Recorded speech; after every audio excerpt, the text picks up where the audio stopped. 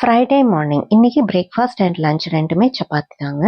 எப்போவுமே நான் சப்பாத்தி பண்ணும்போது பிரேக்ஃபாஸ்ட் அண்ட் லஞ்ச் ரெண்டுக்குமே சேர்த்தியது நான் சப்பாத்தி பண்ணிடுவேன். ஹஸ்பண்ட் ஆஃபீஸ் கொண்டு போகிறதுக்கும் அக்ஷு ஸ்கூல் கொண்டு போகிறதுக்கும் ஈஸியாக இருக்கும். எனக்கும் வேலை ஈஸியாக முடிஞ்சிடும். அதுக்கு காம்பினேஷனாக பாசிப்பருப்பு ரொம்ப சிம்பிளான குழம்புங்க, ரொம்ப டேஸ்டியாகவும் இருக்கும்.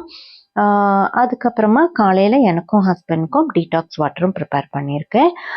இது வந்துட்டு மத்தியானத்துக்கு சப்பாத்தி கூட நமக்கு பாசிப்பருப்பு குழம்பு இருந்தாலும் கொஞ்சமாக பொரியலும் கண்டிப்பாக எடுத்துப்போம்.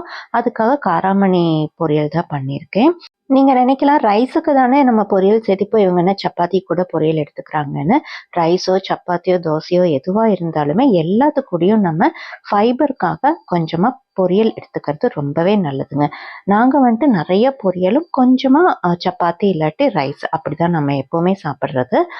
இது வந்துட்டு காலையில் பிரேக்ஃபாஸ்ட்டுக்கு நட்ஸு, பாதாமும் அப்புறமா வால்நட்டும் எடுத்திருக்கோம். இப்போ ஹஸ்பண்ட்கான பிரேக்ஃபாஸ்ட் தாங்க ரெடி பண்ணியிருக்கேன். கிளாஸில் ப்ரோட்டீன் ஷேக்கு, சப்பாத்திக்கு குழம்பு, பாசிப்பருப்பு குழம்பு, ஃப்ரூட்டுக்கு ஆப்பிள், அப்புறம் நட்ஸு.